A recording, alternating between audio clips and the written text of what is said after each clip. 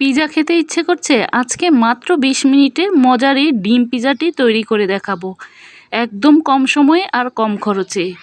ভিডিওটি যদি এই পর্যন্ত শুরু করে থাকেন তাহলে একটি লাইক কমেন্ট ও শেয়ার করতে পারেন। তৈরি করার জন্য প্রথমেই একটি বোল নিয়েছি। এবার বোলের মধ্যে দিয়ে দেব ২ কাপ আটা।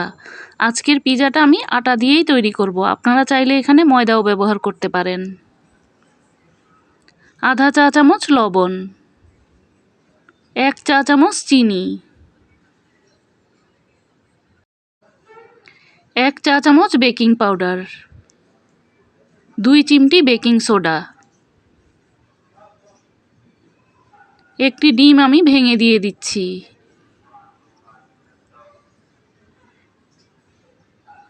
দিয়ে দেব ২ টেবিল চামচ রান্নার তেল।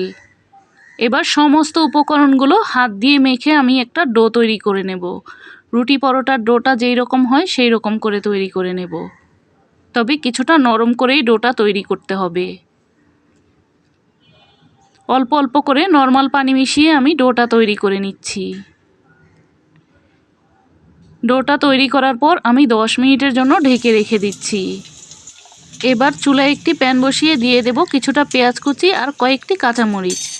3টি ডিম আমি একটি বাটিতে ভেঙে নিয়েছি। দিয়ে দেব আধা চা চামচ চিলি ফ্লেক্স আর সামান্য একটু লবণ দিয়েছি। এবার ডিমগুলোকে ভালোভাবে ফেটিয়ে নিচ্ছি।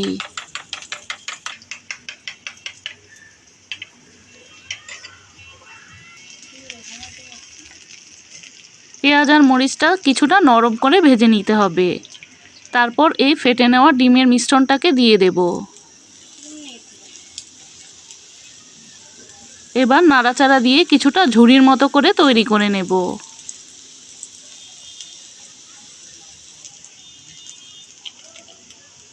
দিয়ে দেব 1 প্যাকেট ম্যাজিক মশলা আর সামান্য একটু অরিগানো।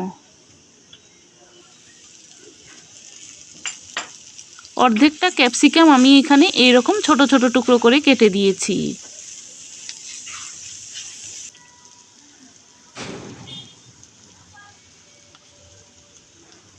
দুই টেবিল চামচ টমেটো সস দিয়ে দেব।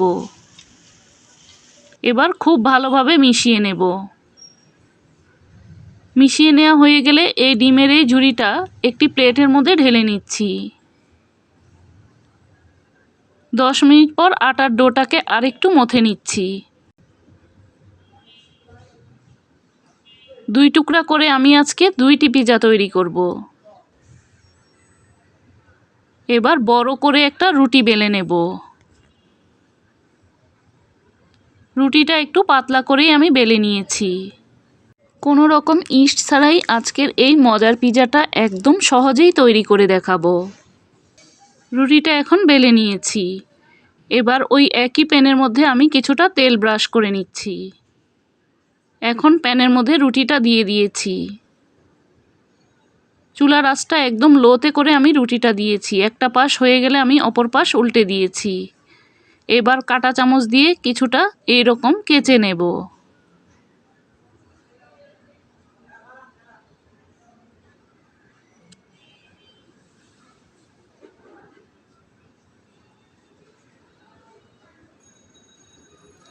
এবার দিয়ে দেব 2 টেবিল চামচ টমেটো সস।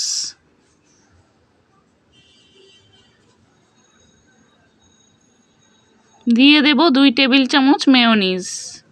টমেটো সস আর মেয়োনিজটা এবার একসাথে করে রুটিটার গায়ে মেখে নেব।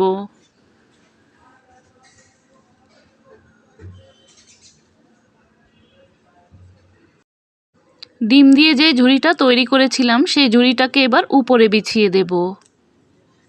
বাচ্চারা যখন হুটহাট পিজা খাওয়ার বায়না ধরে তখন এই রেসিপিতে একবার পিজাটা তৈরি করে দেখতে পারেন।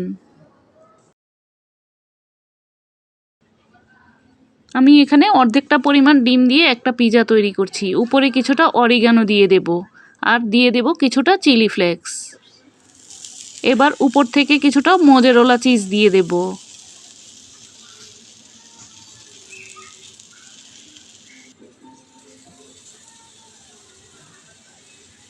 চিজটা যার যার পছন্দ অনুযায়ী দিবেন, কম বেশি নিতে পারেন যার যার পছন্দ অনুযায়ী।